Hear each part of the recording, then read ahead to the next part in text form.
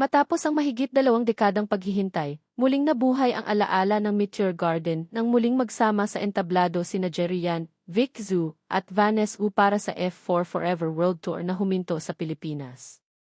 Isa ito sa mga concert na matagal nang hinihintay ng mga fans, lalo na ng henerasyong lumaki habang pinapanood ang kwento ni Dao Mingxi, Hua Zili, Ximen, at Meizuho.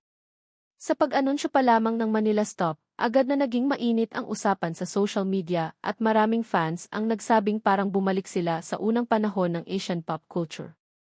Ginanap ang reunion concert sa Philippine Arena, kung saan libo-libong fans ang nagtipon mula sa iba't ibang bahagi ng Pilipinas at maging sa karatig bansa. Marami ang dumating ng maaga dala ang kanilang lightsticks, lumang F4 merchandise, at maging mga album na ilang taon na nilang iniingatan. Para sa karamihan, hindi lang ito isang concert kundi isang pagkakataong balikan ang panahong naging bahagi ng kanilang kabataan ang F4. Habang unti-unting namamatay ang mga ilaw sa loob ng venue, ramdam ang pananabik ng buong arena. Sa paglabas ng mga miyembro sa entablado, agad na umalinggaw ang malalakas na sigawan ng fans. Ang simpleng sandaling iyon ay sapat na upang ipakita kung gaano pa rin kalaki ang impluwensya ng F4 sa buong Asya, kahit lumipas na ang maraming taon. Isa sa mga pinakamalaking pinag-usapan sa concert ay ang napakagandang produksyon ng palabas. Mula sa malaking screens hanggang sa makabagong stage design, bawat performance ay sinabayan ng makukulay na ilaw at visual effects na lalong nagbigay buhay sa nostalgia ng buong gabi. Ang bawat awitin ay tila nagbukas ng mga alaalang matagal nang nakatago sa puso ng kanilang mga tagahanga. Hindi rin nawala ang mga kantang unang nagpasikat sa grupo. Nang magsimulang tugtugin ang ilan sa kanilang pinakakilalang awitin, sabay-sabay na umawit ang buong arena. Marami ang hindi napigilang maging emosyonal habang inaalala ang panahong araw-araw nilang inaabangan ang Meteor Garden sa telebisyon. Ang bawat kanta ay naging tulay upang muling mabuhay ang mga alaalang minsang naging bahagi ng buhay ng milyon-milyong Asian fans. Bagamat maraming natuwa sa reunion, napansin din ng mga manonood na hindi kasama sa concert si Ken Chu. Nauna nang kinumpirma ng organizers na hindi siya bahagi ng tour. Sa halip, naging espesyal na collaborator si Ashin, ang vocalist ng Mayday na nagdagdag ng panibagong kulay sa palabas at nakasama ng 3 miyembro sa ilang performances. Dahil dito, nagkaroon ng kakaibang timpla ang concert na pinagsama ang nostalgia at bagong musikal na direksyon.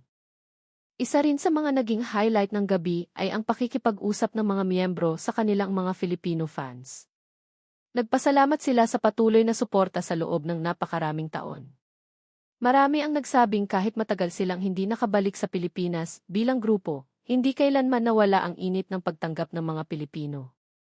Ang bawat mensahe nila ay sinabayan ng malalakas na hiyawan at palakpakan mula sa audience. Sa social media, mabilis ding naging viral ang mga video at larawan mula sa concert. Maraming fans ang nagbahagi ng kanilang karanasan at nagsabing sulit ang mahabang paghihintay para makita muli ang kanilang mga iniidolo sa iisang entablado. Ang mga clips ng performances at emosyonal na sandali ay agad na kumalat online at muling nagpaalala kung bakit nananatiling espesyal ang iapat sa puso ng maraming tao. Hanggang ngayon, patuloy pa ring pinag-uusapan ang naging tagumpay ng Manila Stop ng F4 Forever World Tour.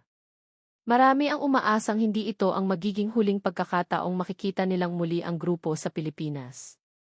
Bagamat wala pang opisyal na anunsyo tungkol sa panibagong concert o reunion sa bansa, nananatiling mataas ang interes ng mga fans na muling maranasan ang isang gabing puno ng musika, alaala at emosyon.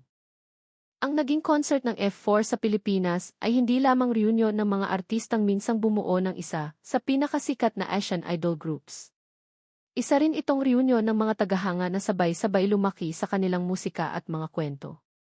Sa bawat awit na kanilang inawit at sa bawat alaalang muling nabuhay, napatunayan na ang tunay na koneksyon sa pagitan ng mga artist at ng kanilang mga tagahanga ay hindi madaling mabura ng paglipas ng panahon.